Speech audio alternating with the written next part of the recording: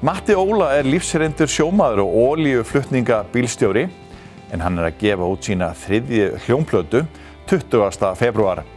Þann dag eru 30 ár liðin frá því að Matti Óla lenti í miklum sjávarháska undir Krýsuvíkurbjargi. Það misjafnt í hverju við mannfólkið lendum í á lífsleiðinni en það óhætt að segja að Marteinn Ólafsson eða Matti Óla sé einn þeirra sem hafi marga fjöruna sopið vægast sagt. Tilefni viðtals við sandkenningin sem nú keyrir stóran olíuflutningabíl landið og mundar gítarinn sem aldrei fyrr var þó útgáfa þriðju hljómplötu kappans en hún heitir Borgargarðurinn. Útgáfudagurinn 20. febrúar en þann dag eru nákvæmlega 30 ár síðan honum og fleiri skipsfélögum var bjargað úr miklum sjávarháska undir Krýsuvíkurbjargi. Matti hefur sjálfur bjargað mönnum úr sjávarháska en svo hefur hann lent í fleiri erfiðum málum eins og það að tapa aleigunni eftir bankahrunið, lenda í hjónaskilnaði og missa son. Í þessum þætti ætlum við að heyra meira tónlistana hjá Matta og stuttlega þessi erfiðu mál en ætlum að gera þeim betri skil síðar. Ósköp venjulegur dagur, allt í stökustu ró. Betti borð og stól og herbergi hljóm. Sitt við gluggann, læt mig dreyma komandi góðæri, fallegri heim. Í forgrunn litla, grænmálaða húsi sem stendur undir gafli á álskemmunni stóru. 20. febrúar 1991 var Matti Óla kokkur á bátnum Steindóru GK sem strandaði undir Krýsuvíkurbjargi. Matti lýsir aðstæðum þar sem skipverjar voru í brúnni milli vonar og ótta björgun en aðstæður voru gríðarlega erfiðar. Þarna voru við kannski til að lýsa svona í grófum dráttum hvað það sem gengur á. Aflið svo mikið að þú stendur ekki undir því. Þú bara kólnar niður, þegar höggin koma. Það bara gefur líka með sig. Og þú bara kólnar niður bara eins og degi.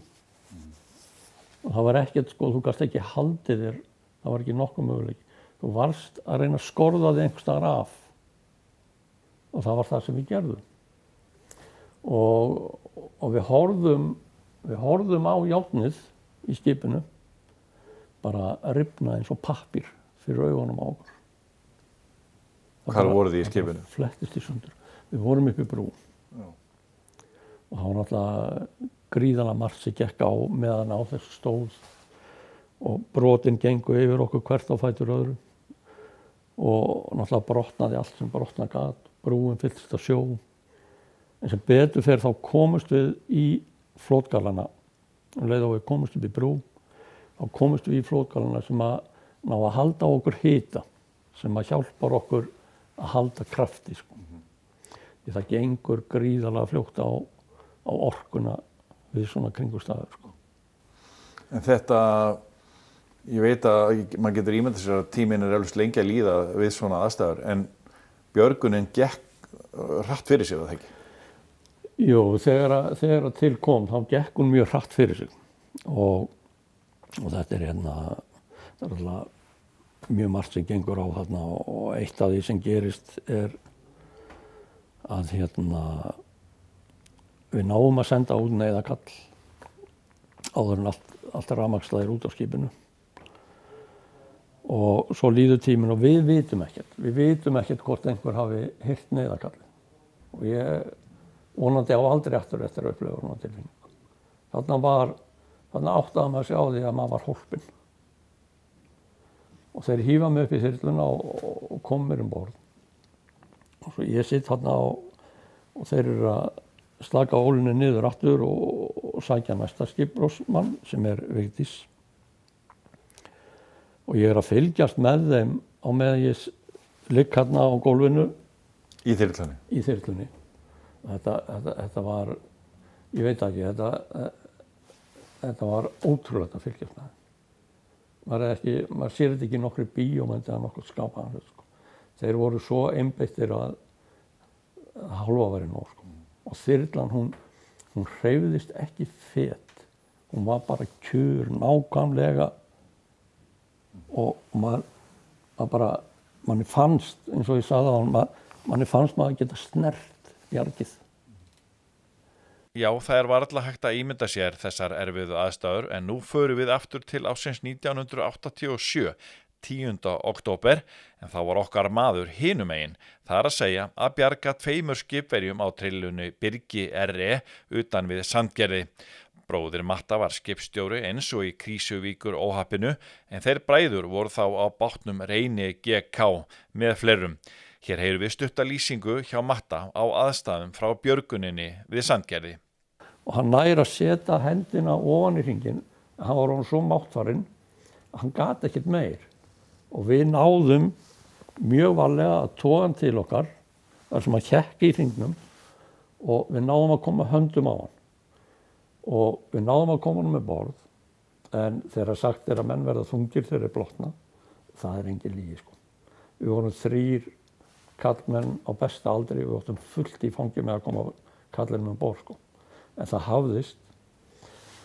En þá var Birgir, skipið, Birgir, hinum megin á hvolfi, hinum megin við okkur og Svanur sjálfur hékk á skrúunni á bátnum. Hinn skipverinn? Já, hinn skipverinn. Og við snérum okkur beint að þetta gerist allt mjög hratt og við snérum okkur beint að því að reyna að bjarga honum. Og það tekst, við náum að rétt honum hringinn. Það sko skipið rekur alveg upp af flakinu og við náum að rétt honum hringinn, björgunarhringinn. Og hann næri að smokra hringnum utan um sig og við náum að toga hann til okkar. Hann ætlaði ekki að vilja sleppa bátnum. Við þurftum að kalla í hann margoft, slepptu bátnum, slepptu. Og svo sleppti hann á endanum og við náðum hann til okkar. En þá var ekki allt búið, sko. Þá áttum við eftir að komast út úr brimgarðinum aftur og upp í rennuna til þess að komast í land. Og sko, á þessu augnabliki þegar við erum að snúa og fara inn í rennuna aftur, þá tökum við tvívegis niður í brimgarðinum. Og það bara lemur alveg upp í skipið, sko. En við komumst inn í rennuna aftur og að bryggju. Og þá beið þar sjúkrabílar og fólk sem tók á móti okkur og tók við mönnunum og annar þeirra var mjög máttfarinn og þetta var bara spurning sekúndur og ekkert annað.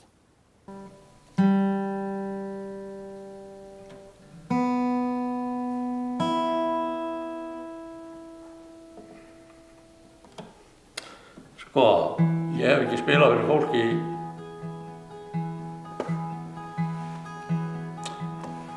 12-13 ár síðan. Ó. Þannig að tíminn líður. En þá yfir í tónlistana hjá Matta Óla. Það mikið tónlist í fjölskyldunni en hann einn 9 systkina sem öll eru fædd á Tálknafirði en fjölskyldan flutti til Sandgerðis þegar Matti var 15 ára. Matti slasaðist í sjóslysinu undir Krýsuvíkur bjargi og gat ekki haldið áfram sjómennsku þó hann vildi það. Hann vildi hins vegar þróa áhuga sinn í tónlist. Og ég var heima, ég var frá vinnu lengi og svo einhvern veginn þróast málinn þannig að ég var eitthvað búinn að vera að tala við konuna um það. Mér er alltaf langað að læra á gítar. Alltaf blundaði mér að læra á gítar og hún var eitthvað þreytt á þessu röfli í mér og búinn að fá nóg á mér. Hangandi heima alla daga og hún fer með Óla bróðir og þau fara í bæinn og þau kaupa gítar. Og hún kemur með gítarna til mín og segir, hérna, Matti minn, farðu bara og lærðu á gítar. Það engin afsökun lengur. Ég fór bara að læra á gítar. Það bara, þar byrjaði það. Þannig er ég 32 ára gamall. Já. Aldrei snert þú fann maður minn. Var búinn að blunda áhugi? Já, það er náttúrulega alltaf mikið áhuga á tónlist. Alveg gríðarlegan áhuga. Og mikið tónlist í kringum með alltaf. Og hérna, já, það var bara ekki aftur snúið. Þetta var, ég var mjög áhugasamur. Ég var mjög duglegur að æfa mig. Og þetta kom bara svona skref af skrefi, sko. Fór að búa til tónlist, semja mín eigin tónlist, fór í tónlistaskóla, tók nokkur stig í klassísku gítarleik, einhver 4 stig eða eitthvað. Borgargarðurinn er 3. platan sem Matti gefur út. Hann spilar á gítarinn og syngur með sína lífsreyndu rödd og kann best við sig þannig í tónlistinni. Hann fær þó aðstóð frá nokkrum fleirum, þar á meðal frá söngkonunni Fríðu Dís Guðmundsdóttur, oft kennd við Klassart.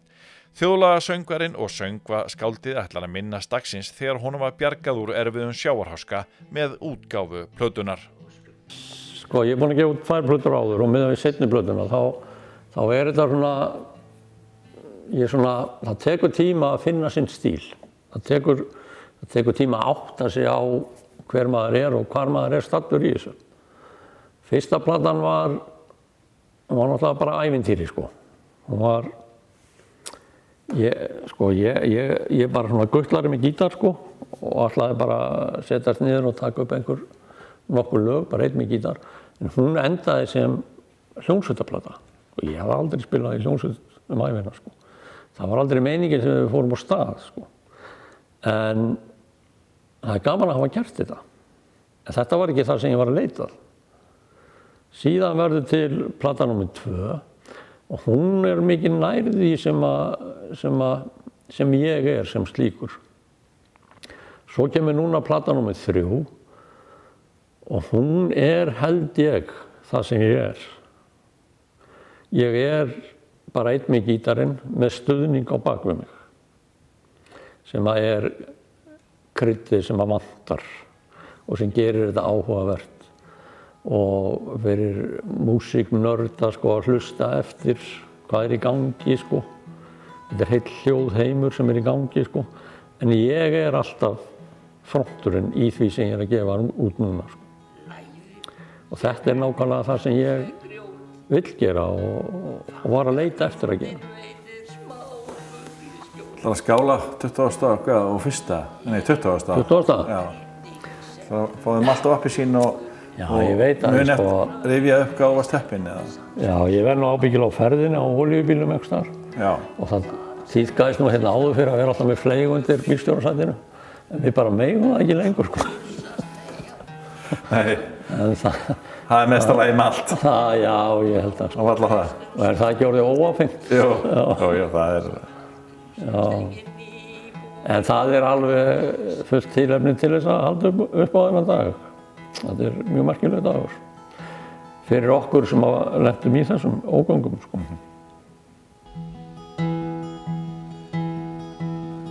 Við skjóli undir sama runna hvílir gamall róni lúinn bein og við hlið hans situr gömul kona með föggur sínar í pokum tveim og afsíðis situr borgarskáldið hripa nokkra línur í bók